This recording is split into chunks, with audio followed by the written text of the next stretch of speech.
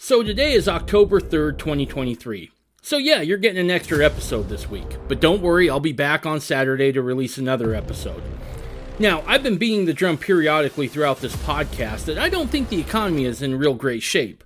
Last week, Jerome Powell, our U.S. Fed chair, he came out and said that there were 5 economic shocks coming to the U.S. economy. The first is the national debt reaching $33 trillion. I mean, what's $33 trillion between friends, right? The oil is going to start heading north of $150 a barrel, so that should make filling up your car really affordable. The United Auto Workers strike, which means getting a new car or parts is going to get more expensive. Student loan repayments are starting back up, and mortgage rates are hitting nearly 8%. And just as a side note, right now, the Dow is down nearly 400 points, 388.65, and it's continuing to slide as it did last week. Now, because I'm not an economist, I have Kelsey Williams back on the podcast to talk about the 3 most likely scenarios that could happen to the economy in the coming year. We look at what could trigger those events and what conditions on the ground would look like. We then finish up by talking about a very unique and what I believe to be a worthwhile service Kelsey is offering to help you make the best financial decisions for you and your family. That's next on this episode of the Mormon Renegade Podcast. Look, it's no secret that our society has become much more crude and coarse. To become and raise men and women of virtue and character is a Herculean task. To help with this, I have recently wrote and published a book. Now, back in the 1700s, Washington had a book called Rules of Civility and Decent Behavior in Company and Conversation. It was a book with 110 rules that talked about how to conduct yourself like a civilized person in society, something that today's society is sorely lacking. What I did is I went back through the book and I reinterpreted his original sayings for the 21st century. So the book is laid out in a way in which you see Washington's original rule. Right below that is my explanation for the 21st century, and below that you'll find 2 or 3 examples of where to use this in the real world. Now, to go along with this, there's a workbook that helps parents teach these principles and practices to their kids. To find the book, go to MormonRenegade.com, go to the bottom of the page, search out the blog post, and order your copy today. I can bear personal testimony from personal experience that this is an invaluable tool to help you raise men and women of virtue and character.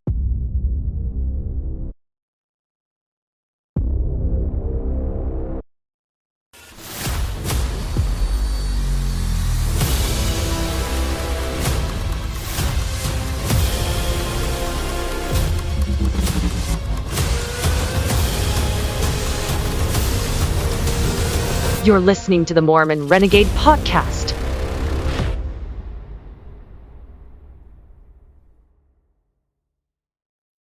Kelsey, so when I talked to you like last week, I was on the road. I was somewhere, I want to say I was in like Minnesota.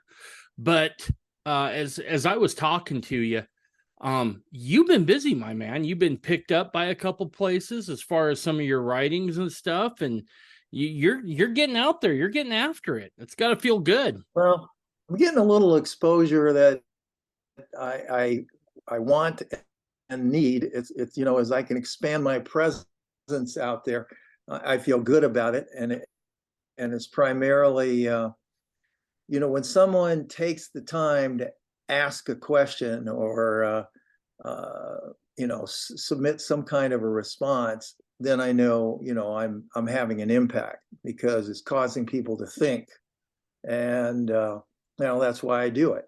I want people to hear a side of things that they might not have thought about, and I also want them to understand the fundamentals a little better, so that they don't run off thinking something is one way and then take action on that assumption and find out that wasn't really the way it was. So, and I what I really like is somebody, some of the professionals that are in this field, and they call and say, we would like you to write articles and submit it to us, and we'll post them on our website. And so that's really, I guess the bigger part of my activity and what I'm doing. And it's fun. I enjoy it. Yeah, no, totally. And like, okay, for everybody else out, all my listeners, Kelsey's got to get sick of hearing from me, because like there are times that I'll read something on the economy that just like I don't understand. And so like I'm constantly like, what is this? And Kelsey's like, okay, bro, let's go over this again. So if there's one thing I can say for Kelsey, a couple things. One, he's wicked smart when it comes to this. The economy and gold and all that sort of stuff. Just wicked smart. The other thing is obviously because I bug him, he's super patient. And then 3, he explains this stuff in a way that even I can understand. And that's why I enjoy having you on, because I hate to use the term, but sometimes the feds use what I like to affectionately refer to as baffling you with BS. Right. So they'll come out and they'll, say certain things, or they'll phrase it in such a way that it either baffles you or makes you feel like you're okay. And I always feel like I can talk to you and you'll give me the straight story. And usually that's backing me off a cliff too, to be quite honest, because most of the time I'm like, here it comes. And you're like, no, settle down, Dave. We're okay. So, dude, Well, I always appreciate our conversations, both on the podcast and off. I feel the same way for different reasons. I mean, I'm very grateful that you reached out, and that gives me an opportunity to express my ideas and thoughts to a wider audience and to people who might not have heard as much about it. So I'm grateful for it too, and grateful for the opportunity to see if what I'm thinking and what I'm saying and what I'm writing is not just impactful, but is it credible? Right.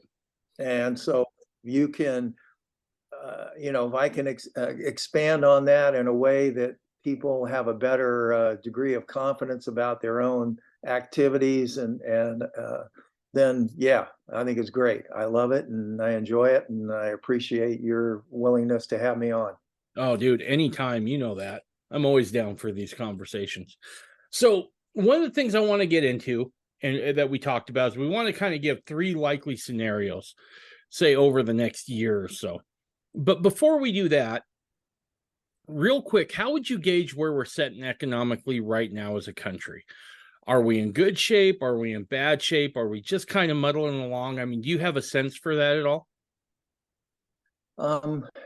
The thing about it that's, I guess when I look at what is happening and where we are, and by trying to put that in some kind of historical perspective, I believe our vulnerability to cataclysmic events is much greater now than ever. It's probably at a peak point. And the best example I give is the one that I used when trying to define inflation for people. You can only pump so much air into a balloon before the integrity of that inflation is subject to a pinprick, or you explode it out from the inside. The point is, and historically speaking, when you look at where we are and the amount of credit that's been used to boost the economy over and over again, we run on credit, and any kind of implosion of that credit structure will take us into a full-scale depression. That's the risk and the vulnerability that we face. Then there's all sorts of possibilities that can happen as a result of that. But if you have people that are dependent on fixed incomes, the way, and I don't just mean people as ordinary people, investments, everything else, all of our activity, whether you're talking about funding businesses, buying houses, financing automobiles, people live on credit. They fund everything. The world functions on credit. But that's what central banks do. They inflate the money supply, they create money, banks lend the money, they collect the interest, and we use that inflated money to make everything work and go. But the vulnerability is where we are. We're exposed. We're at a point where you can only do so much, and it's possible, quite possible, that maybe whatever they can do won't stop this from happening. And the other thing is that people will look at it and say, well, the Fed created this situation. Well, yeah, they did, but they started creating it over 110 years ago when the Fed was organized in 1913, because that's what central banks do. They create money and then they lend it out. All the banks are a part of that. So it's been going on. And then everything else they do is to cater to the effects of that inflation. So over time, the volatility increases, the cumulative effects increase the volatility, but it makes us more vulnerable. Right. So you can't, it seems simple to say, well, we're gonna raise interest rates and see if we can tone inflation down. Well, they haven't really stopped inflating. They're just going to make it more costly to borrow money. So It's like, we're still spiking the punch, but we're going to charge you for it now. Before it was free. All right. It's like the dealer that got hooked you on. And that's really what's happened. It's kind of like the dealer that got you hooked on crack with a free sample. Yeah. I mean, the leverage here is a big issue. Rehypothecation is a term that people might have heard before. And all it means is you have an underlying investment or something real, and then you have a continual amplification of how that is used and packaged into different products. And so it doesn't matter what it is. I mean, they do it with gold bullion stored in the banks. They do it with treasury bonds. They do it with, they create little packages and called derivatives, and they sell them as securities. But everybody's dependent on the same underlying investment, and at some point, boom. And just like we went through in 2008. 2010, that period, you had a collapse in the credit markets because people knew that you couldn't afford a mortgage on a $300,000 house if you were earning $10 an hour at a convenience store, but you were approved. And then when people realized that they had to reset those and people couldn't pay them, the credit worthiness of customers, the free, the idea of building this idea into people in society that everybody deserved to be able to buy a house, everybody deserved 3 square meals, everybody deserves an education, so we're going to see to it that you get it. The problem is, if you haven't earned it, and then you pay for it with money that was created pretty much out of thin air, and you couldn't support that debt. So the vulnerability is, I think, where we are, the biggest issue. We're vulnerable to system-wide problems. It's not an individual thing. It's more a system-wide thing. And it's, technology. Look at the technology. We are so advanced, technologically speaking, in the last 20 years. What would happen if we suddenly found ourselves dealing with technology on a level that we knew and were familiar with in 1990? How would we feel? What's missing? Okay. Right. Most people didn't have personal computers yet in 1990. I didn't. No. And then I think of the phones. Everybody just assumes things are a certain way. And what happens when you wake up one day and maybe that isn't there? But financially, the big risk is it's a house of cards. It was built on sand originally, and the sand is getting washed away. and the whole thing is in danger of coming down. And they might be able to tweak it. They might be able to convince people that it's not that bad and they can fix it. And they've done it more and more. But no matter how well they do at it, each succeeding problem we face, to whatever degree of success they have in bringing us back to more normal behavior and activity, is always less than the level we were at before. Mm-hmm. And that's been happening for several decades. Economic activity, productivity, value, even on inflation adjusted basis, has been dropping. I mean, the price goes up as the dollar continues to lose purchasing power. But if you look back on an inflation adjusted basis, it's cheaper today for the things we buy relative to 1980 in terms of inflation adjusted dollars. Right. So we're losing on a real dollar basis whatever values we had, which means we're headed towards the possibility of something like the 1930s. Okay, so that paints a pretty good picture of where we're at as we sit right now. We're exposed, right? I mean, there's no way around that. Very much. We're over leveraged, and there probably just maybe one black swan event away from trouble. Catastrophe is the word. Right. No.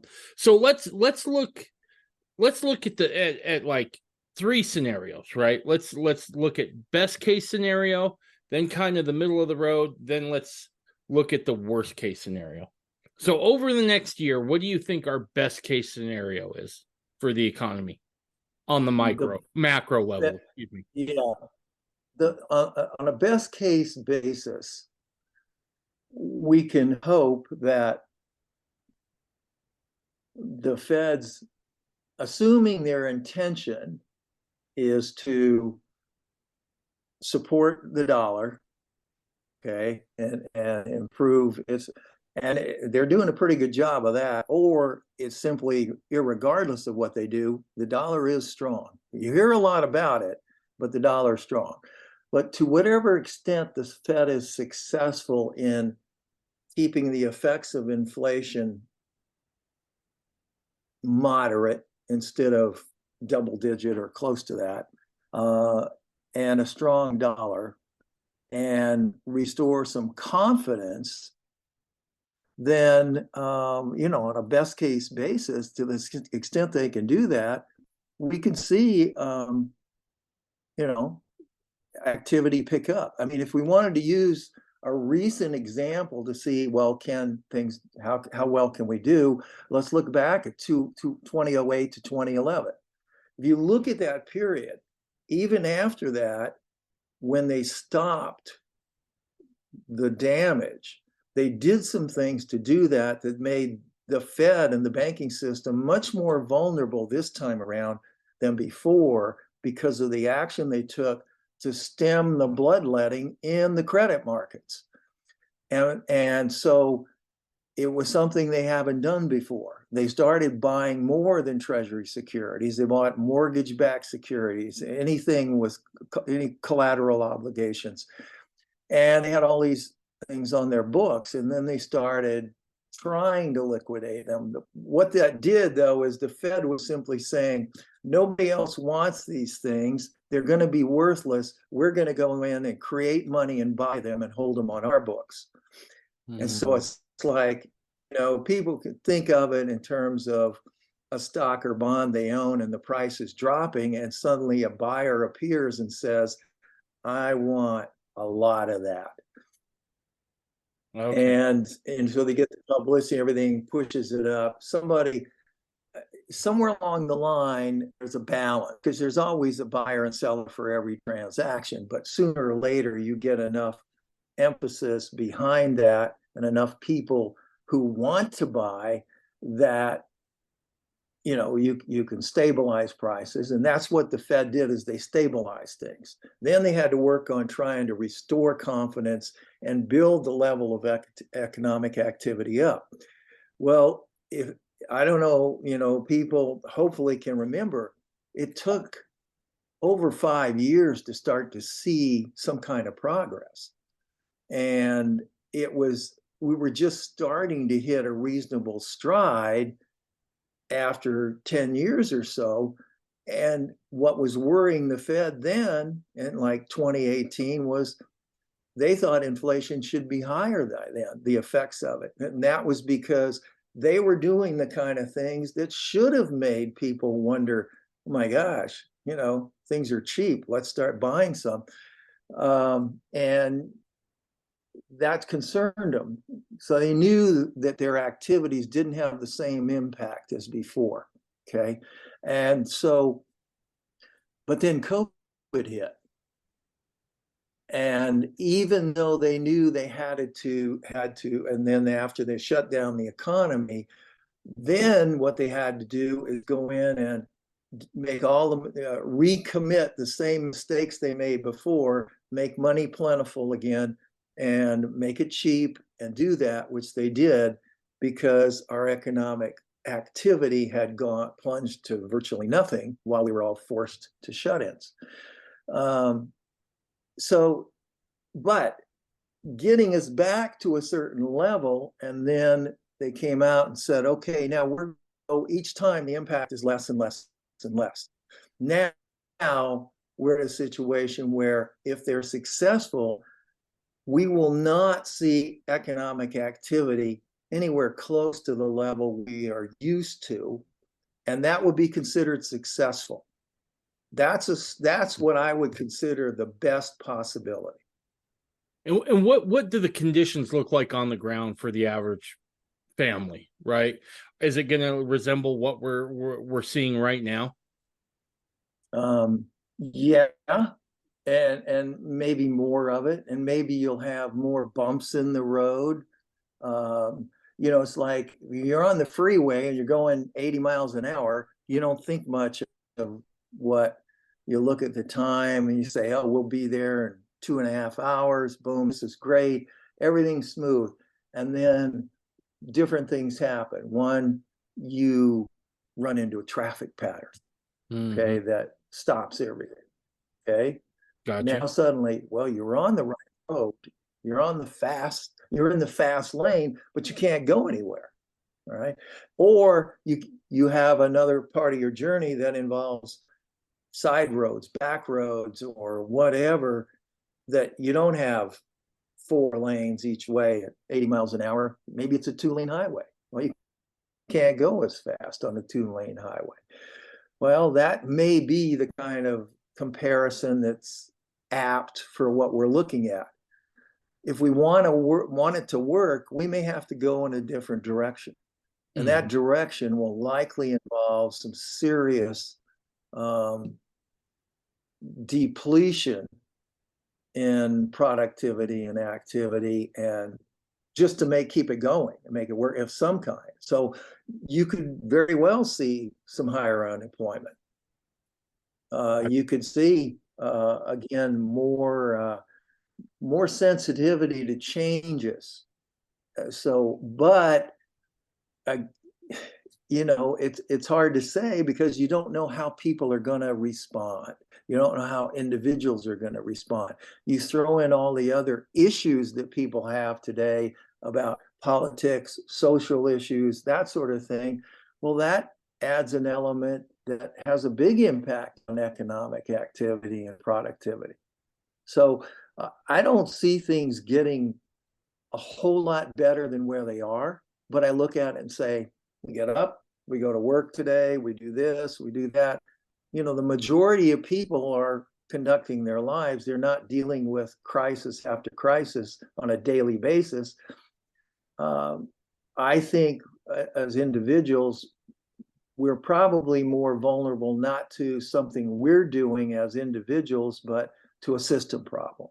And that's why I don't think that we'll necessarily see a great deal of improvement what's happening economically.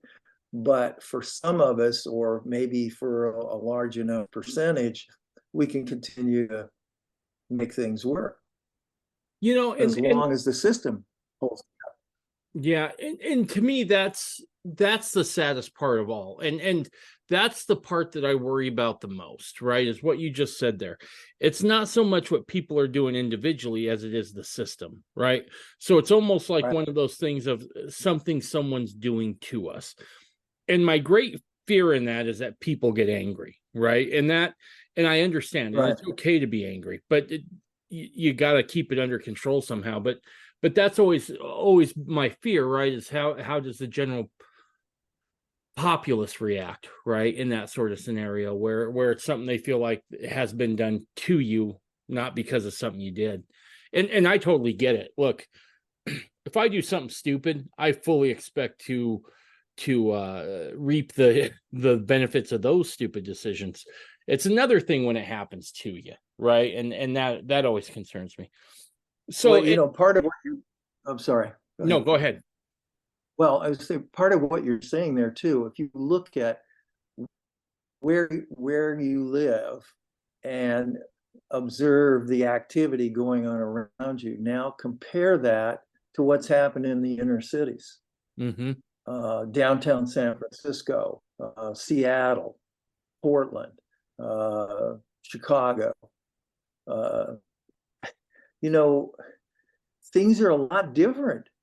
My son travels quite a bit. He's an executive with an international food company, and he was at a business trip to Philadelphia, and they were out of the city was where their hotel was, and their meetings were out there, and he was just talking to someone there. They said, "Look, whatever you do, don't bother to go into the city.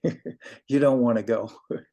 and that's the thing, all of these cities, the ones I mentioned, I've been to them all. I've walked those streets. I've been to the clubs and the places to eat and listen to the music and the shopping, and I love that. But you know what? I don't want to go there right now. I don't like the way things are. And I'm just grateful that, it at this point, that's where it is. Those are the kind of things that bother me. What you can plan all you want and do all the right things seemingly, but if we have breakdowns in society on a functional basis, what difference does it make how you planned, financially, or that, the Fed pursued the correct policy? So that's where we get, when you talk about the anger, it doesn't matter what the anger's for.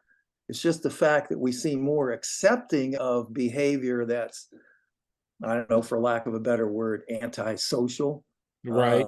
We think if things are wrong, we're supposed to make us think about it, and we're going to have it one way or the other. And that again goes to that entitlement attitude, that because of this, I'm this. And whatever the reasoning is or the logic behind it isn't the point. The point is, it doesn't matter. It still creates a problem of its own that dwarfs everything else. Yeah. Because they're not thinking about that. Yeah. And the other thing you said there about just being able to kind of keep this thing going, I'll be honest, I've been amazed. I mean, we had 3 or 4 bank failures this past year, and we barely skipped a beat, right? We just kept going. I was like, well, that's one hell of a rabbit you just pulled out of that hat. So I don't doubt their ability to keep putting duct tape on the Titanic, but somehow they do it. But all right, so that gives us. And I think go ahead. They'll probably continue to do that. They will try to make things appear as ordinary and normal as possible, because Otherwise, their efforts will go for naught.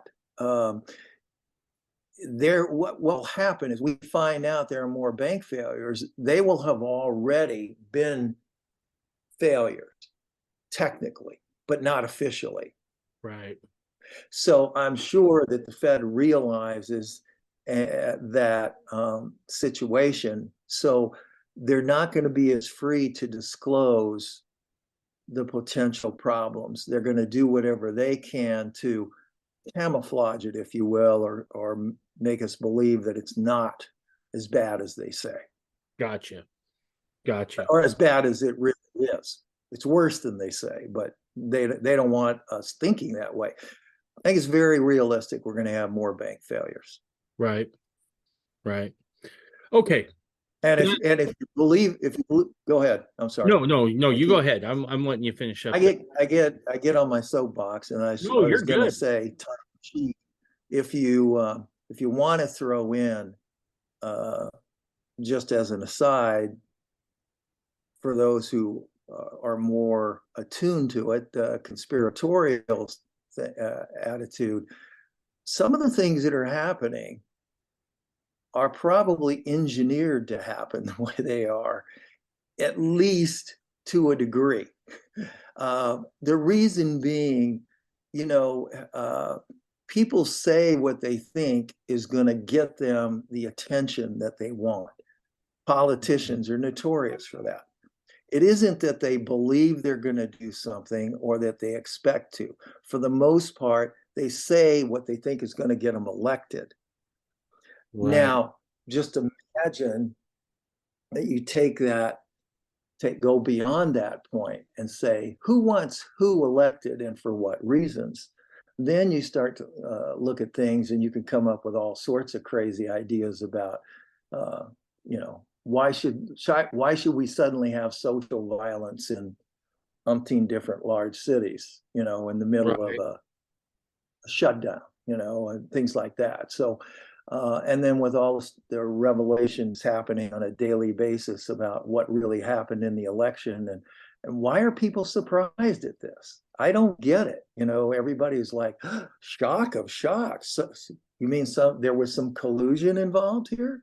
It doesn't matter which side of the political spectrum you're on or where you are on it. If you assume that things are right on your side and that the other side is wrong, then you're not paying attention, because there really isn't much difference in what happens historically from one generation to the next based on who's elected. Right. We're headed in a certain direction, and it's not a good one. Right.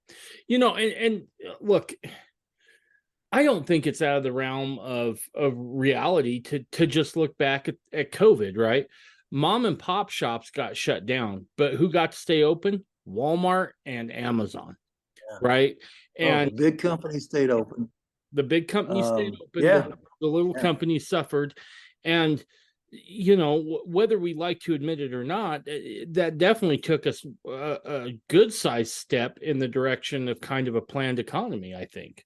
And those who wanted to play ball with the government, they got to keep their doors open.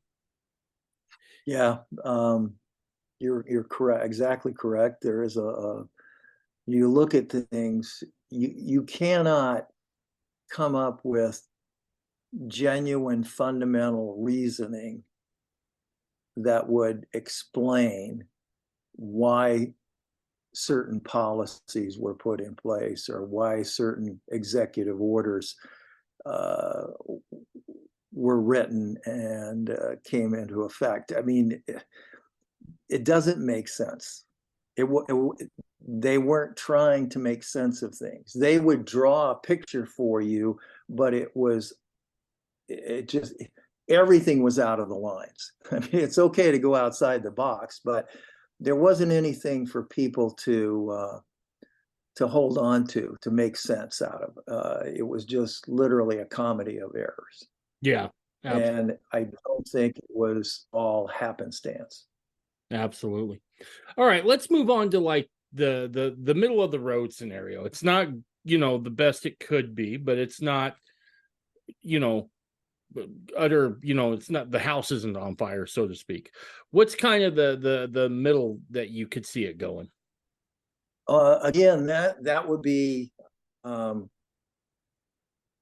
where we restore things to a reasonable level, but it's never going to be quite as good. We just can't. That's that middle of the road with that. It's reasonably tame. It's acceptable. If inflation rates continue to decline and maybe level off at 3 or 4%, people aren't going to, scream about it the way they did when they were 9 and 10%.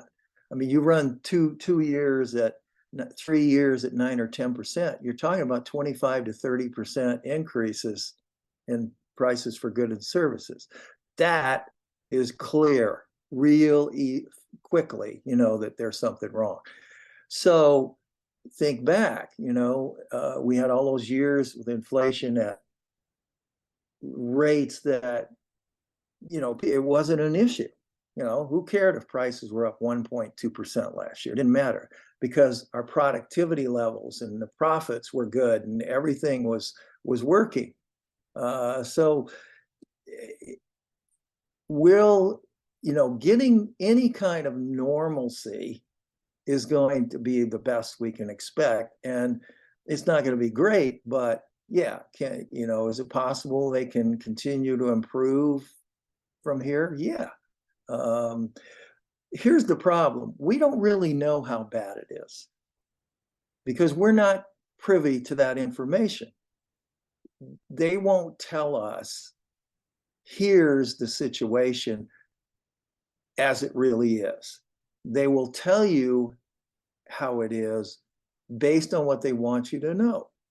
And when I say they, I don't care whether it's Fed chairman or the president or even members of Congress. I mean, there's a few people who will speak out. They're the ones who are being subjected to most of the ridicule and the condemnation and the problems. Otherwise, it's funny, but if you do something that's obviously wrong, but someone wants your intentions and a message to be sent, you'll get the support that you need. But if someone wants to make a case against you for anything, they'll look for the smallest thing and blow it out of proportion. So the problem here when you're dealing with financial and economics stuff is that it's difficult to understand what is really happening based on what's reported. I read an article, that talked at length about how and I've of course I've seen this over the years, but it's amazing. All of the statistics that we're getting are being continually revised, which isn't surprising, but they're being revised in much larger percentages on a month-to-month basis. And they're done after the fact in ways that allow them to report a new statistic in a more positive light. Here's an example, and this is the way it works. We're going to say, okay, we have to announce tomorrow that unemployment went up sharply. Now, we don't want to announce that the way it is. So given what we reported last month, let's inflate that statistics and we'll call it a revision where they'll do whatever they need to. They're going to make that number appear different than it was in order that when they make this announcement, they don't announce it. It's based on the revised statistics. So maybe unemployment's up 5% from last month. I'm using an extreme Sure. for the example. But we don't want to tell you it was up, unemployment was up that bad. So we're going to tell you it was up. Yes, it was up. It was only up 2 or 3 basis last month's number. Oh, but we revised last month's number. See, you don't see those in the headlines. They're usually, they'll tell you, they always state it. It's like, okay, things were bad, but they were worse than because we've revised things. And so they're always looking for ways to continually massage these statistics along the way. You may eventually end up with a more reasonably correct number, but if you're continually massaging them to fit the moment so that you can make an announcement that doesn't make you look as bad, or we're better off than we say we are. And it works both ways. It doesn't matter what the statistic is. Well, besides the fact that that's done that way, the other thing is it makes it difficult to believe anything because they are always revising them. So how do you know how bad it was or how good it wasn't? Whatever we're looking at. So that's why we get such a fired up response when Mrs. Jones goes to the grocery store and finds that she's paying 25% more for her groceries this month than she did last month. You're going to hear about that. Gotcha. And so that's real. I mean, it's happened, regardless of how we got to that point, or anything about the reporting. That's real. So that gives people a gauge, if you will, to say, well, it's a hell of a lot worse than what they're saying, or it's not quite that bad. And it varies from individual to individual. I didn't find it so extreme. But then I had and I may have mentioned this before, I had a college professor in one of my classes who said he's got 3 young kids. He's 35 years old. And he said over that period of time after COVID, his cost for groceries almost doubled. Mm-hmm. Buying for his family and stuff like that. I think that's realistic for him based on what he buys, and and that's the thing, we got to take that into account. There was a lot of reasons for that are different and why prices did that, but the point is it's different for each of us, and so but it's real. See, so his knowledge and experience relative to that are not going to be the same as someone who isn't affected quite the same way, who has a more flexible income or has some other things that take the pressure off, where you have relatively fixed expenses other than groceries. You don't notice it the same.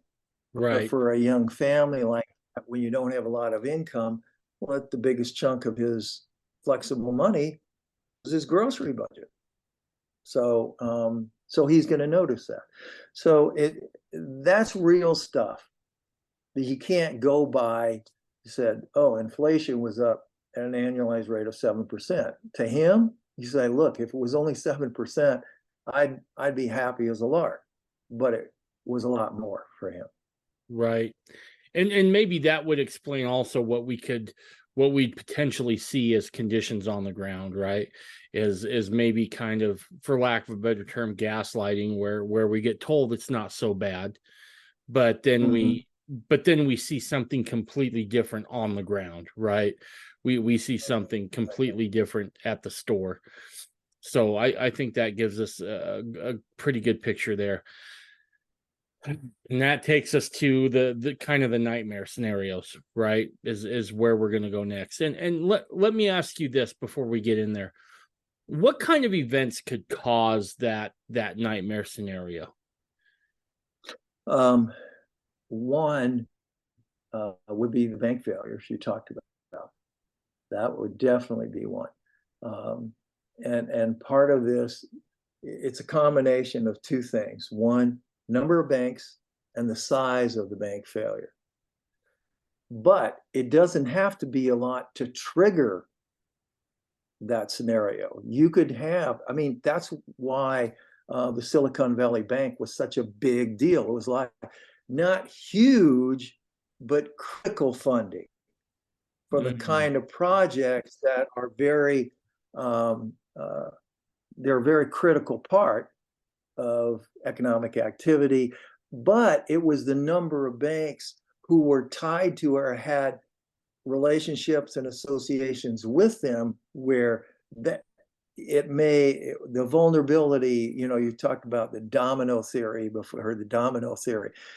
So that's where a big enough bank, but a bank that's placed in a way that makes others vulnerable, critical. Kind of That's that the kind of contagion thing. aspect, right? So, yeah, your small neighborhood bank is not going to create a problem for the system. Wells Fargo, that's a system problem. Right. Okay?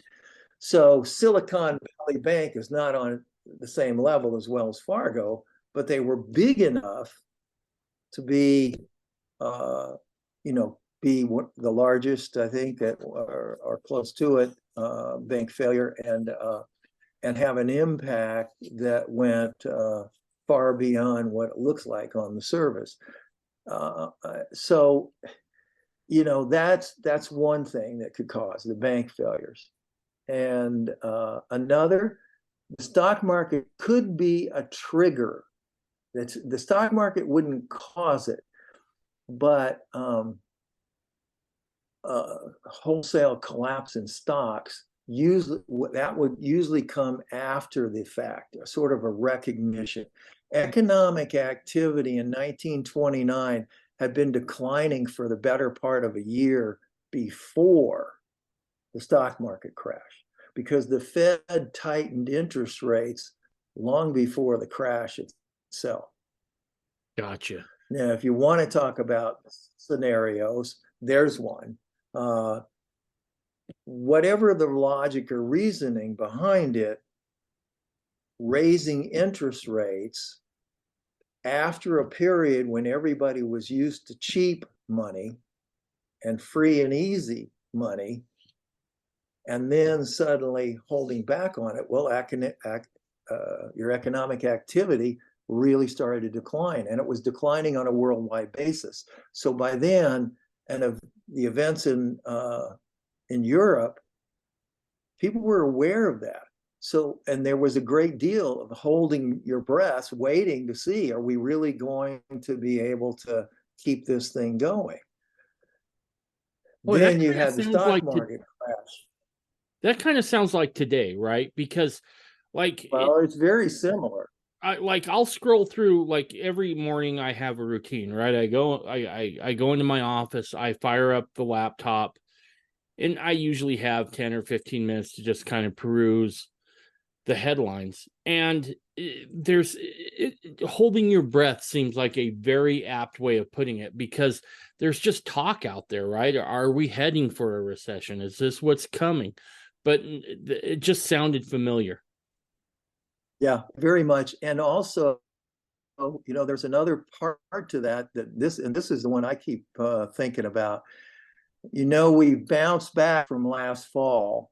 If you just look at the action in the stock market, and you've seen things seem to pick up a little bit, and people's optimism improves, and their confidence. And in 1929 to the spring of 1930, after the stock market crash, things got back to a level that looked like maybe, not quite the original highs, but maybe they recovered between 80 to 90% of that. That's fine. And then people were starting to hire again, especially the banks and the Wall Street the brokerage firms who had laid off en masse right after the crash. They were starting to hire, people were getting perked, and then stocks dropped beginning in the spring of 1930, and by 2 years later had lost 90% of their value. Right. Price was. So go ahead. Sorry. It may get better. It may get better, but it doesn't mean it will stay that way. So let me ask you this. Do you see, will this be gradual, you think, or do you think this, this will be sudden and kind of not really expected? I don't know. And I don't think most people do. Anybody really knows. Right. I'll tell you why, and it's what we talked about before. I don't know how individuals will respond. I mean, even when you're looking at it, because and there's different players here that it's a volatile mix. So you have to think, all right, is this an accident? Is it planned? Is there something that's going to move us to that point regardless? As individuals, it's out of our hands, no question about it. But here's where I see the mix changing as something happens. Let's say there is a collapse. The reaction by regulatory agencies and the government is more of a concern to me than the crash itself. Right. Because what they do and the policies they put in place, the actions they take, will say a lot about whether we can get through that and get back on our feet again and get moving, or we can't. We just simply can't, or that they extend it. That's what happened in the Depression.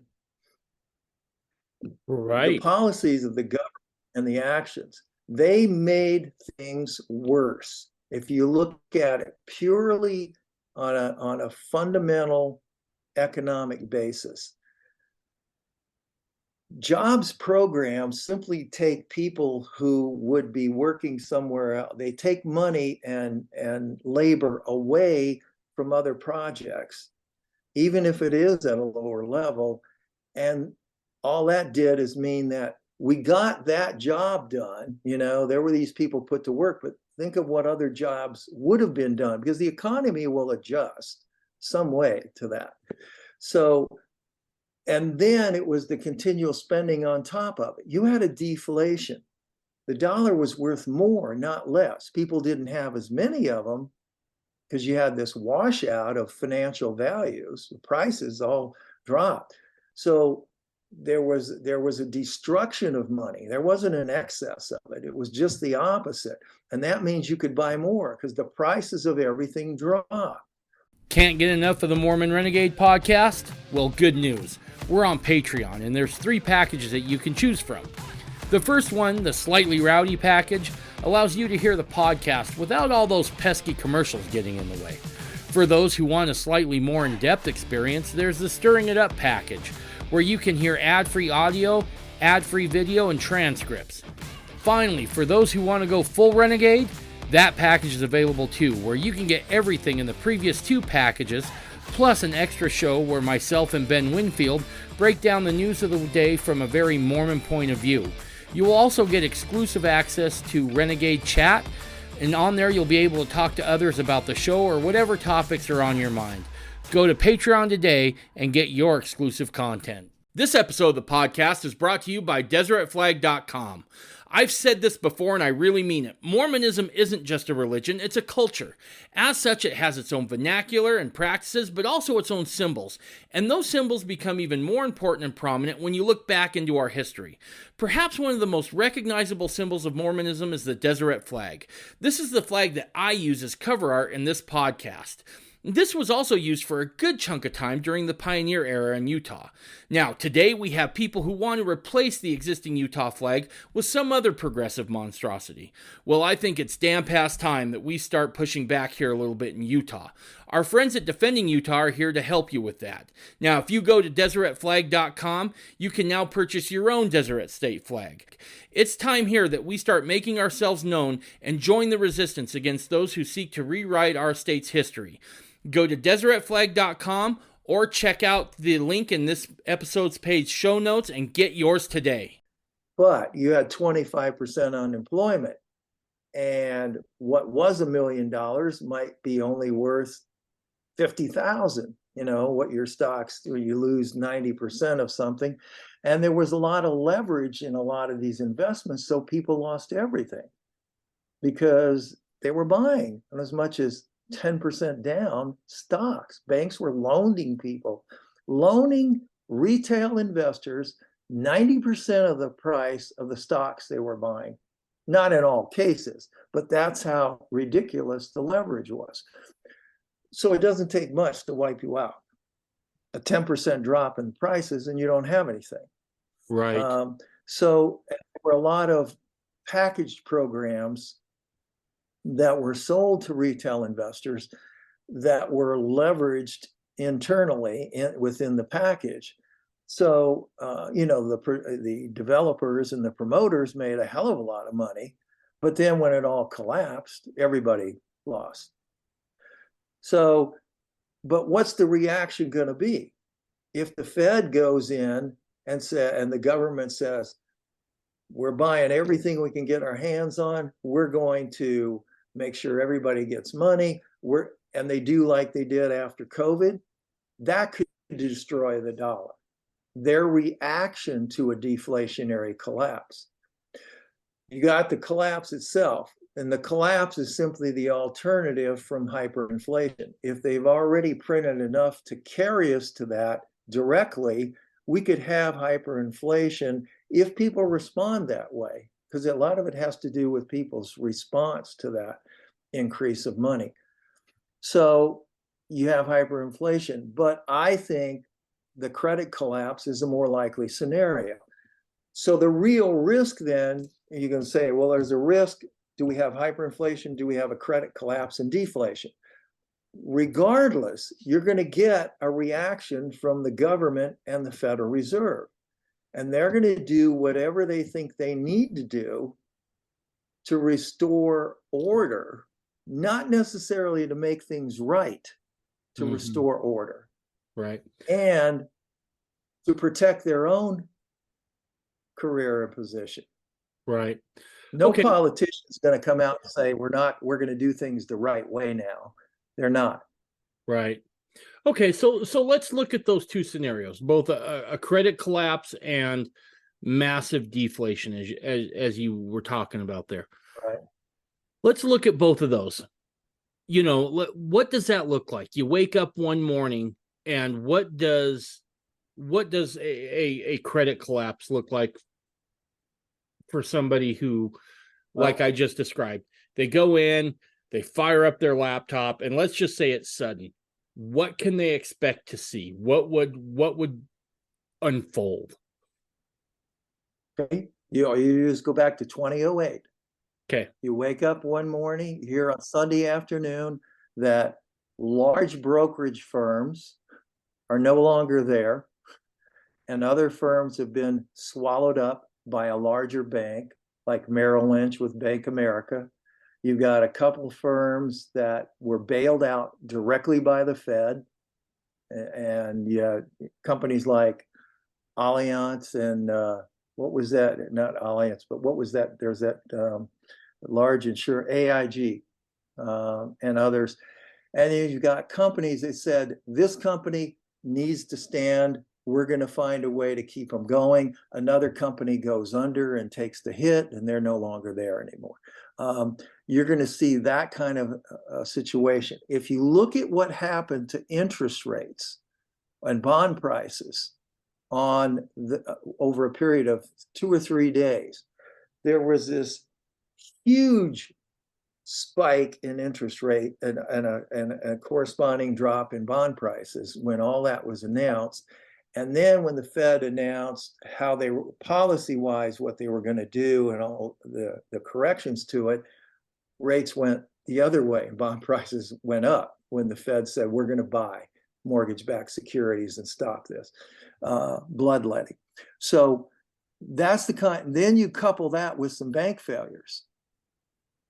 Mm-hmm. The combination of that, what I'm concerned about is that it will overwhelm whatever efforts the Fed comes up with. They were able to save the patient in 2008 from cardiac arrest. Resuscitation was there and everything else. They stopped the bleeding. They got him back to a certain level. I don't think they can do it. If we have anything similar to that, I think it will overwhelm their efforts, that we will see a credit collapse and that we won't see an immediate restoration. Meaning you'll see the price of all financial assets just like that lose half their value, price-wise. Done. What does that look? I think that it's on the order of 80% before it's over, though. What does it look like when you try to go to the bank and withdraw money at that point? That's difficult to say. How bad is the banking? You had some banking holidays in the Depression because it was widespread enough to create that people hear or see about it here. Now, the other thing is that people were used to using cash. We don't anymore. That's how they get around the obvious. It's like, hey, don't even bother. They'll just close the doors. That's part of the movement to get us all digitized. Mm-hmm. They don't want us to have cash. That's so spooky. I don't think. I mean, that's my feeling. I don't think it's progression. I think it's regression to more power in the hands of government. That's my attitude. I don't want them controlling every aspect of my life. No. But that's where we're headed. Yeah. No, you're right. That digital dollar thing, that's spooky because then they can see what you're spending it on. And nothing will make a fat guy like me more angry if I try to go buy a cheeseburger and they say I've had my allotment of cheeseburgers. But I don't know how critical it a bit, but it may be that you buying a cheeseburger at your local fast food franchise will be not be affected the same way more critical things will be. Right. And again, it's hard to say because it depends on how dependent people are on aspects of the system. I mean, even around us now, I walk around, small businesses are very vulnerable. Mm-hmm. And even some of the larger chains that have gone out of business since COVID.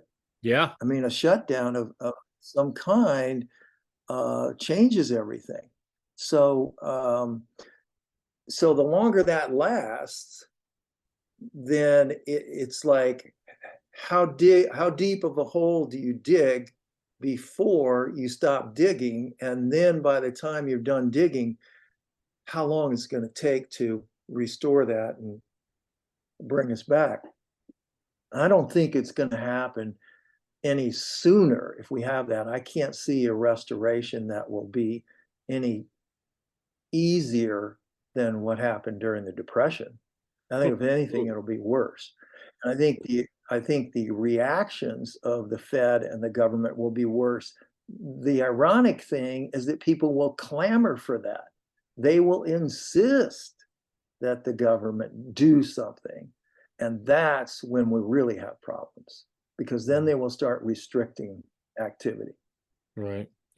And promoting, all through the Depression, the government fought the fact that the prices of things had dropped. They couldn't, that was against everything that the Fed and the banks do.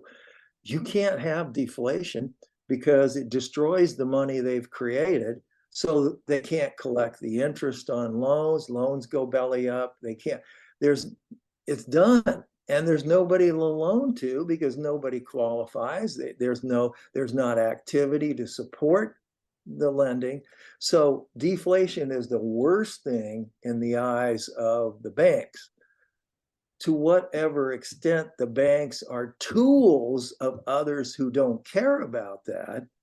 I mean, again, if you're looking at the conspiracy side, I'm not saying all this to say that it's one way or the other. I'm just pointing out the fact that there are a number of possibilities, and every one of them adds a new wrinkle to the story. And so when something happens, it's hard to say what it will be, but I don't think it will be any easier. I think it will be worse. So whatever happens will be worse than anything we've experienced, and it will last longer than anything we've experienced. Okay. In at least a couple of generations. So that's just a credit collapse, right? That's what we're talking about, a credit, but that's so critical because all our activity is funded by credit. Right. Right. This is where an individual might be able to do something, but for himself. But remember the way the Fed dealt with things in the Depression and the government. They issued regulations that restricted people's financial and economic freedom.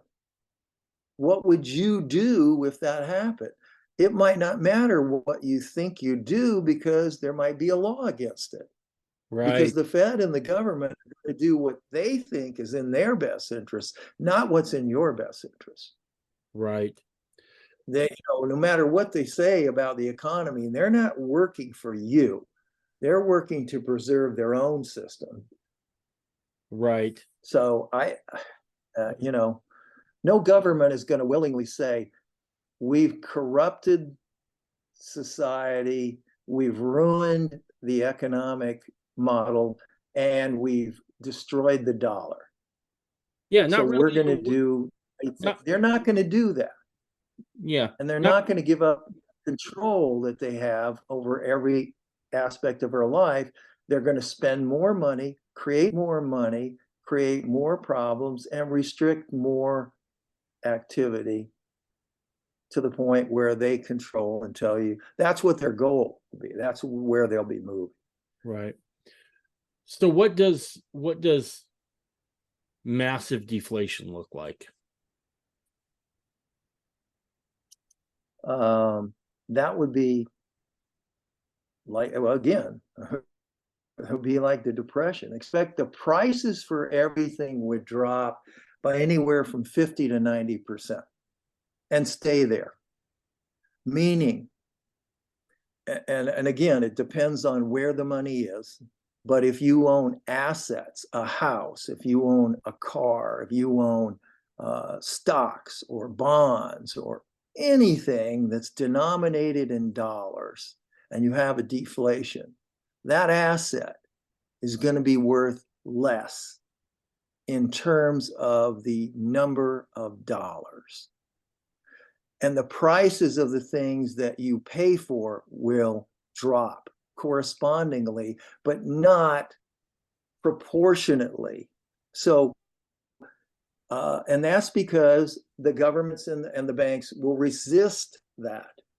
See, if you fight it, if the stocks drop 90% and the economy craters and bond prices drop, and you have bankruptcies, bank failures, unemployment, and you go to the store to buy your groceries, and you'll find that when the groceries are there, they might very well be cheaper.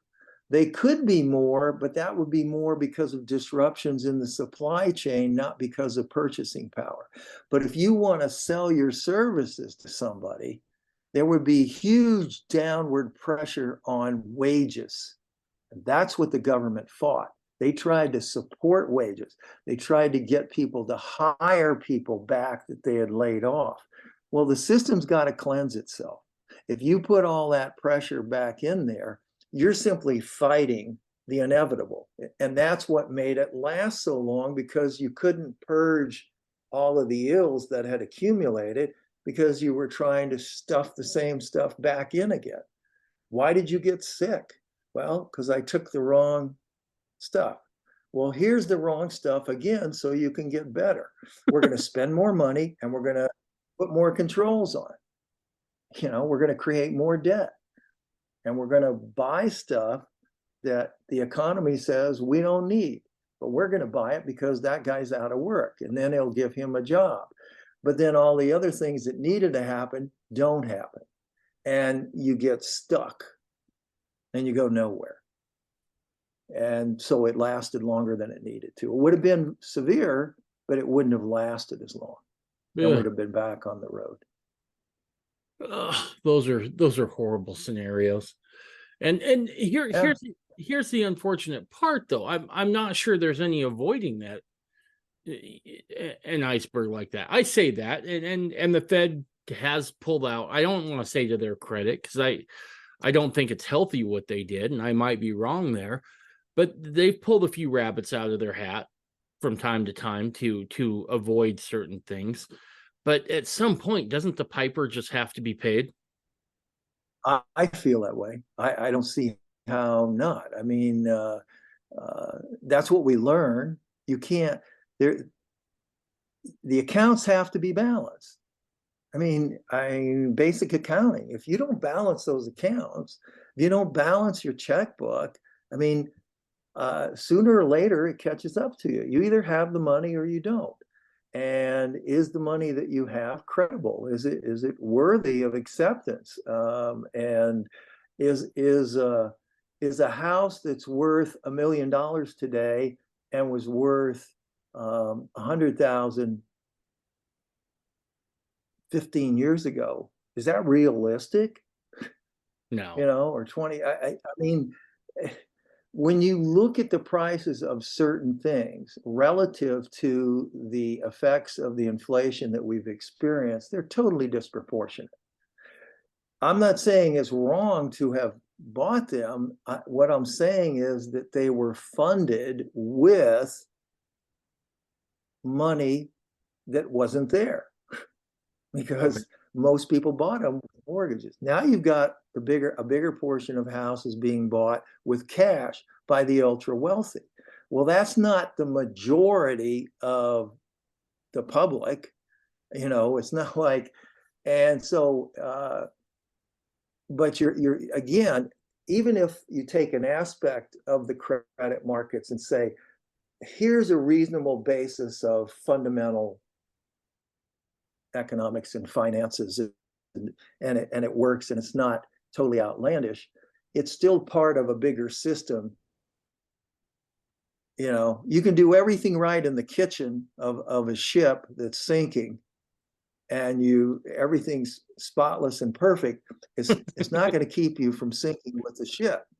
Gotcha. The galley is not going to save you. Right. Okay, it's not.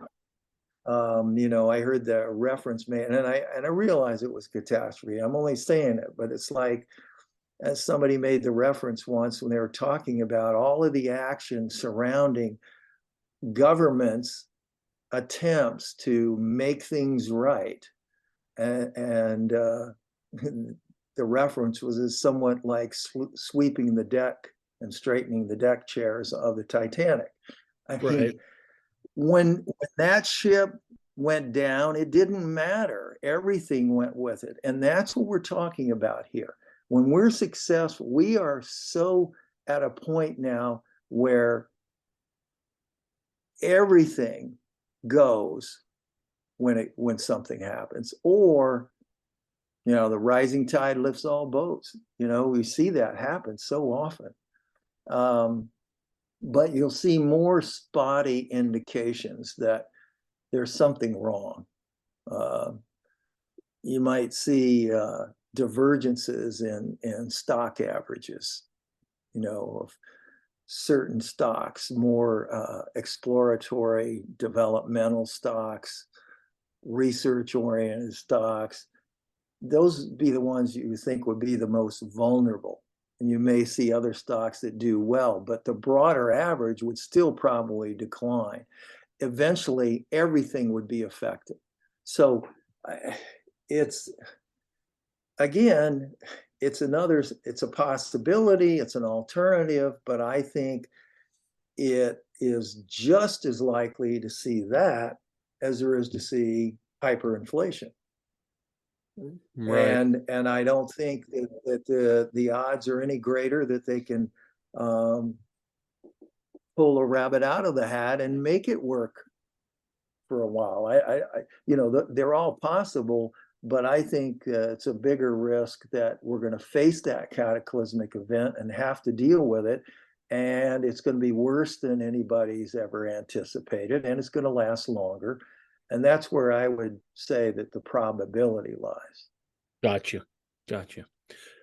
All right. So we went over those three scenarios, and I'm glad we did, because I feel like having those on the table can kind of be a placeholder now for this next part of our discussion.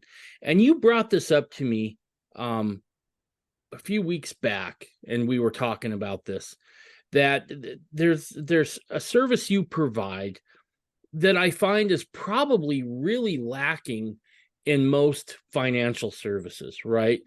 And let's get one thing out of the way right now. Kelsey is not going to tell you what stock to buy. Correct? Correct. That's not what those days are on. Yeah, that's not what this service is. What this service is, and Kelsey, jump in here anytime if I get this wrong, is you would come to Kelsey and you would kind of have a list of questions, and you would say, look, I'm worried about this. What are some things I can do to kind of mitigate my personal exposure? Is that pretty close? Exactly. Everything I do, my writing is all geared to tell the story from a different perspective. I want people to hear about gold and things about inflation and the Federal Reserve in a way that I believe is more credible and more fundamentally correct.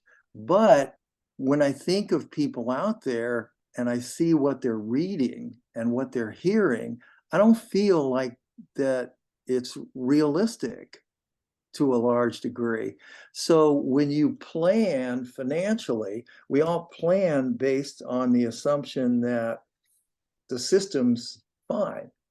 It's what I do. I have to, plan fundamentally using correct principles, and I practice, what my planner or my broker or advisor told me. And so, I'm saving regularly, I'm investing regularly, and I'm buying stocks over the long term. So all those things are fine. That's not an issue. I'm not, it isn't that I might not, when I sit down with somebody, say, okay, wait a second, you mentioned all these things. Here's one thing you might want to be aware of. Not that that's why we're doing any kind of consultation. I want people to stop and take a second look at things and say, look, if you really think things might get bad, do you think that what you're doing is going to work?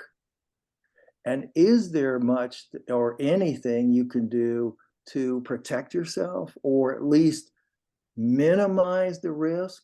And maybe it's just a matter of being prepared mentally, because, when we were, I remember one time talking about something years ago to somebody, and here's the way it is, and expressing the safety of the transaction and all of this. And they said, well, what if the Russians bomb the depository? I mean, it's like, okay, there are certain things you can plan for and other things that you just have to say, I don't know. I don't know what would happen. But now we're talking about threats to the system that affect almost everything everybody is doing. I don't think you'll find people out there who are thinking about the fact that they own a home and then they also own 2 or 3 other homes that they think are going to protect them because the dollar continues to lose value, which is fine. But I had clients a couple decades ago who were buying a lot of real estate at one time, and they got overextended, things went in the tank, boom. And, it's horrible. The shorter term can ruin everything you're doing. I just want to be able to bring some of these things we're talking about to the table for people. And maybe it's just questions that they have. And I might say, I'd like to talk to someone about these things. And I want to talk to someone doesn't have a vested interest in what I do with my money. Gotcha. I don't want to manage your money, but I'd be happy to offer some time and answer some questions and explain some things that maybe they need an answer to. But I would definitely be looking at it in the context of the discussions we have had on these podcasts. So let me ask you this. If someone wants to reach out to you, what kind of questions do they need to have ready for you? Right? Because it's, what kind of information? They should pretty well have some questions in their own mind. I mean, either some questions or goals or something that says, okay, I mean, what's the basis for me to try and talk to you? I'm not going to just take on a full-fledged review of things. I have to know what your concerns are. I have to know what somebody really is thinking. Somebody might say to me, look, Kelsey, I don't own any gold, and you've talked about it. I hear all these things about it. Explain it to me. What's realistic? And so we're looking at it in general, or maybe they want to know more about some of these scenarios we've talked about. How would that impact them? What if you're a small business owner? We talked about that. Nobody knows for sure, but you need to walk through things in a way that somebody can say, look, if you woke, like you said, you wake up one morning and what if you wake up one morning and you turn on your computer and there's nothing?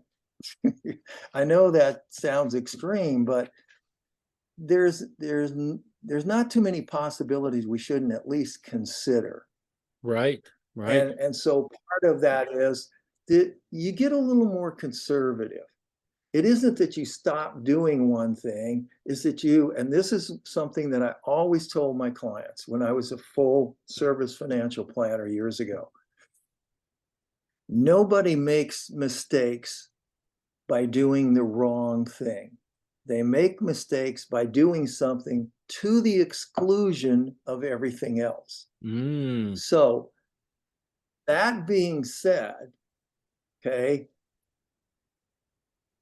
do you wipe everything out that you've been doing for 20 years and look ahead and say, oh my gosh, I'm just going to bury my head in the sand and forget? No, we're not saying that. What we're saying is be open to the possibility that things might not happen the way you think. What if the Fed really does lose control? Maybe they have. Maybe you haven't been told the truth. Maybe things won't get better, but they will get worse. What will you do if they get worse? And some of it's very practical. We've talked about certain extremes, but maybe it's just waking up to the fact that, if stocks and bonds lose 50% of their value and stay there for the next 10 years and unemployment goes to 20%, will you be affected? And how will you be affected? Gotcha. And part of it is just starting to think more. I'm not looking at it from the standpoint of saying, I'm going to answer all your questions and here's exactly what you need to do. I'm saying, hey, here's some warning flags. Here's some things you need to be aware of. There's construction up ahead. You might get delayed, and it might be a much longer delay. So, it's very general and macro oriented, but it will relate to our conversations. It will relate to gold, it will relate to inflation, the Federal Reserve, that sort of thing. Tell you what, I just had an idea. And if you're not prepared for this, this is fine. But how about this? How about we just role play this a little bit? How about I come to you with some questions and I'll make up a scenario of who I am and ask you some questions, and that way people can kind of see what to expect. Are you down for that? I'm okay. That sounds good to me. Okay. Kelsey, I am a small business owner. I own a survey company that's got 10 people. I love every one of my employees. They're like family to me. I'm seeing some stuff that looks kind of shaky, right? The market doesn't necessarily fill me with confidence at the moment. There seems to be wild swings. My goal is I want to be able to if possible, keep as many people as I can employed, because I like my people. I've groomed them, I've trained them. I want to make sure that I can do the best by them I can. That said, with everything out there, what are some strategies? What are some to weather some economic storms coming? Whether that is, really kind of just a downturn with inflation and maybe a slowdown in work. And then also, what do I do if heaven forbid, there's a credit collapse? What are some things first I should look for? And then what can I do to kind of protect the business and then ultimately my family? I would look at it this way. First of all, you need to separate your business from your personal, from at least initially, and say, okay, what's the bigger concern to you? Is it your business, small business, or is it your overall situation, your home, your family, your longer term plans? How big of a part is the small business of that? It's your company, but how big of a part is it? Is it a tool for earning income? And then you have your plan around yourself and your home and your family? Or is it pretty much your life? I mean, some people, their business morphs into this mini conglomerate sometimes, or it expands in a way that it becomes everything. That's everything. That they have their money tied up in it. Some people do that with employers. So what I'd say to you is, how dependent are you on this? If suddenly you had to lay off everybody, what is that? How does that affect you personally? So, some of this is emotional. Some of the degree of emotions involved. Wanting to do the best by them is great. That's the kind of employer you want to work for. He cares about me, and that's great. So we can look at some things that way, but again, part of this is there's an unknown. Is it likely that you can continue to work and do these things? Well, for the foreseeable future, there is. So how do you protect yourself? What are you trying to protect?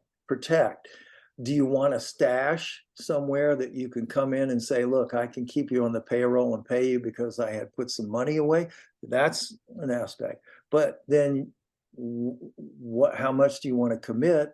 And then does that interfere with your own personal goals and things? So, and then the next thing is, in the context of the big picture, what are we trying to protect? If someone says, if they have an asset base that they're concerned about, then we look at that and say, okay, how does some of these scenarios affect somebody's stock portfolio? How does it affect, what if this happens? What's going to be there? And what are you doing in other areas? Do you have some compensation? Does somebody, one of the biggest things I find, and I see the way we're headed, and I say, and I said this for years, just have some cash on hand. So you never know what's going to happen. You never know when there's going to be an emergency. And, you can't depend on everything else being available or working. So have a little cash on hand and know that you can put your hands on it. And you need some reserves in the bank and in checking and stuff like that. I mean, those are general principles. But again, if there's a bank failure, you have any cash on hand? If the banks are closed even temporarily and you have an emergency, or what if you get stuck out on the freeway and somebody comes along to help, you want to be able to offer something. Those are they don't, those are common sense, practical things to me, but a lot of people don't think about them. And then again, when you put it related to the rest of this, okay, how much gold should you own? What form of gold should you own? Are you a speculator, or do you just want to know that you own real money and know that you can touch it at some point if you want to? It's safe. If there's something that happens, can it be minimized in terms of the effects for you if you take some action now? Or are you at the mercy like everyone else is? Sometimes it's knowing and understanding the relationships without knowing the answers, just so you know that the possibility is there. You start thinking a little differently than what you would, and then you're not surprised the same way. And maybe you can handle or deal with it better. So, and if it's someone who has enough employees that they want to make it worthwhile for them, it's like, hey, come in and talk to your employees. Maybe you say, look, I've got 10 or 15 people who would love to have you come and talk with them as a group and do something like those kind of things. Not really looking to speak before a large audience. I like working with individuals and talking one-on-one, but a small group of people, I'd love to answer questions. That way that you can get a group. Somebody, you have a question? Give me one question. Everybody submit a question. Here's 10 questions. I've got 10 people. Come in and talk to us. Just answer our questions. Perfect. I don't know. Does that make sense? That does make sense. Yep. So have some cash on hand. Make sure I'm compartmentalizing well. Find out what's most important to me. Is it my own well-being and my own family, which it would be, and then start looking at ways of mitigating that. Right. And see, again, somebody might come initially and say, here's what I want to know. And it might be totally different from what you and I just did based on what their concern and questions are. So right. I can vary. I think it's just more a matter of perspective. Right. I'm going to talk to them a little differently than somebody else would, because, the idea is to help them see things differently than they might otherwise, and be able to confidently pursue what they're doing without being shocked if something doesn't work out quite the way they had thought, because they're aware of some other things.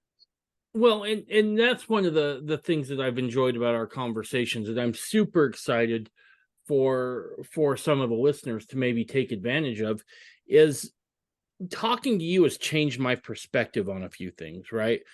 I thought I understood a few things, and after talking to you, I realized, well, I may have missed the boat here. I may not have factored in X or Y, and that changes, some of the assumptions and even some of the questions I have. And so I find getting a perspective, a different perspective on those things will often raise new questions, right? Will make me think right. of other things. And I think that's the genius of the system the genius of the service that you're offering here, is that this gives people to kind of re-examine what they know or what they think they know. And once that perspective has been changed, it may change how it is you decide you want to go forward in doing just some of those things we talked about, how to protect yourself a little more, how to mitigate certain risks, and what you can do going forward. So that change in perspective is so important. And, certainly I'm guilty of this as well. You sometimes you read certain things or you hear certain things and you glom onto that, right? And you're like, well, that's the way it's got to be. But that's not necessarily the case. So that change in perspective is super healthy. Good. So, Good. because I know a ton of guys, a lot of folks in my audience are private business owners. So, and oftentimes as I've talked to them, just one-on-one, just kind of shooting the breeze, if you will, they'll tell me some of their concerns, and I'm like, I don't know. That's why I talked to Kelsey. But so a lot of the folks in this audience would be coming from that perspective of small business owners. How do I protect my family and then my business, those sorts of things. So I think the service you're offering is going to be absolutely incredible. What are you looking to charge per hour on this, Kelsey? My basic fee is $250 an hour. I would normally have a 4-hour minimum, but that's assuming that, I'm going in somewhere, somebody, it'd be a little more detailed and intensive. But for what we're doing here, I want to bring it down to 2 hours as a minimum, which is $500. And it basically is, again, it's time. It's like you're hiring me for 2 hours. What do you want to know? And but I want, that means that someone needs to think about this beforehand, because I'm going to respond to an individual according to the individual's concerns and needs. It's not a universal thing where I just go in and talk about stuff. I want it to be personal. I want it to be something that's worthwhile to someone. And again, they're the ones that'll determine, how it's applicable or not. And I may get requests or questions and say, look, I don't know whether I can help you. I've turned people away for stuff before because I want it to be realistic for someone. I don't want someone to say, well, I didn't really get what I thought I would, or I want to say, what do you want? Tell me what you're thinking about, what you'd like. I'll tell you whether it's realistic, and say, hey, let's do this. We'll schedule it. There are different, the amount of number, whether if we're just talking about individuals on a one-on-one basis, 2 hours, 250 an hour, $500. That's it. That doesn't mean we can't do more. It's just that I want it to be reasonable enough that somebody can say, okay, I'm willing to do that. But you need to have some ideas in your own head, some thoughts about what you want. What do you want to hear? I'm not going to tell you just what you want to hear, but I need to have some way to respond to you, realistic, that fits and is appropriate for your situation. What are your concerns? What do you want to do? And then I can, answer them the way we've talked about here. Perfect. Whatever will work. Yeah. So imagine these conversations Kelsey and I have had, and I think we're up to 4 or 5 now. But imagine these conversations, but tailored more to your situation, so that we're still gonna, Kelsey's still gonna talk on the macro, but it's gonna be macro tailored to your specific situation, and he's gonna illuminate. And there's a certain. Oh, go ahead. I'm sorry. There's a certain amount of detail that may be there too that won't be in our discussions because we're not talking about a personal situation. So it may take more time. It may be a little more detail that'll work for them. Right. Absolutely. And let me ask you this question. In your ideal case, when someone was finished talking to you, what would they walk away with?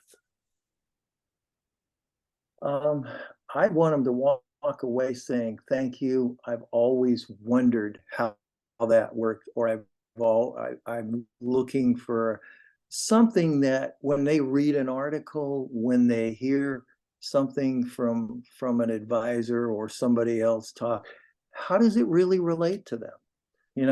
It could be a common theme or something like that.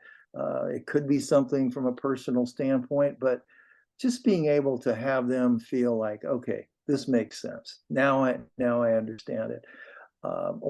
And very similar to what you have said, is that, was it worthwhile? Do I have a better feeling about things? Do I feel more comfortable making a decision now because of what we've talked about? The idea that I've kicked open a door that nobody looked behind before, and now they have a better feel for where they are and where they're going. Perfect. So, Kelsey, if they want to get a hold of you for this, how do they do that? The most direct is just to send me an email at kWilliams@kelseywilliamsgold.com, or go to my website, kelseywilliamsgold.com, and there's a little paragraph with a link about my services, and they could just click on that, whether it's interviews, consulting, whatever it is. There's a little paragraph and there's a link, and it goes right to my email from my website. And that's probably the best route. It's highlighted, and just do that and ask some questions, or if they want to talk, they can. And that's the best way. Don't try to put a ton of stuff in an email, because it makes it more difficult. Sure. So just put something simple in there, and we'll go from there. Perfect. And if they want to read your stuff first, where do they read that at? Oh, yeah. KelseyWilliamsGold.com. It's called Kelsey's Gold Facts, but the URL is KelseyWilliamsGold.com. All my articles are on that site. And then there's, my books are there, and all the links to different pages that I post on, and some of the other things I've done. So all of it's on the website. That'll give them a pretty good overview, and they might find answers there. Just going there and reading a couple articles might have a big impact, either answering some questions or triggering some others. Right. And I'll say this, I've been very careful on this podcast never to put a product or a service or anything else out there that I didn't absolutely believe in. Because quite frankly, I've developed a relationship with my audience, and I value that relationship highly. But this is one that I can get behind wholeheartedly. And in some ways, Kelsey's idea here has been an answer to my prayers in some way, because so often I've wanted people to be able to have the kind of conversations with Kelsey that I have, because I feel like his perspective is needed more now than ever. And it is worthwhile, because it's going to give you the tools to navigate. And I know this sounds nuts, but I really do love my audience. I really do. And it's weird, and I know it sounds kind of woo-woo or whatever, but there's certain times I can feel the audience, and I want them to be protected as much as possible. And that's why I'm offering this on the podcast, is because I feel like it's needed. And I'm just going to shoot you straight. I think something wicked is coming our way. Economically, I don't think we can keep doing what we've been doing and not bear the repercussions. And I would hate to have to lay my head down at night and say, is there anything else I could have done for the folks who listen to this podcast to maybe help protect them? And so when you came to approach me with this idea, I was 100% on board. And I would just encourage everybody to go read Kelsey's stuff. You can sign up to get notifications, if I'm not mistaken, every time a new article comes out. Get with Kelsey, get your questions answered, and you'll be able to make better, more well-informed decisions. He's not going to tell you what to do, which is something that I find value in, because everybody's situation is going to be unique. But you're going to be able to get a different perspective on things. You're going to be able to have the kind of conversations Kelsey and I have had here, more tailored to you, and then you could make that a matter of prayer. Talk to your spouse, and then figure out what the best way of going forward is. So please reach out to him. It's well worth the money. If tomorrow, if someone was to ask you, you could spend $500 and protect, or let me rephrase that. You could spend $500 and get the perspective you need to help guide yourself through some rough economic times and preserve some of what you've built. I think that's well worth it. So, Kelsey, anything else before we wrap up, man? I'm good with things. As usual, it's been a lot of fun. Very enjoyable experience, and looking forward to the next time. Yep, absolutely. All right. Bye, everybody. Thanks, Kelsey. You bet.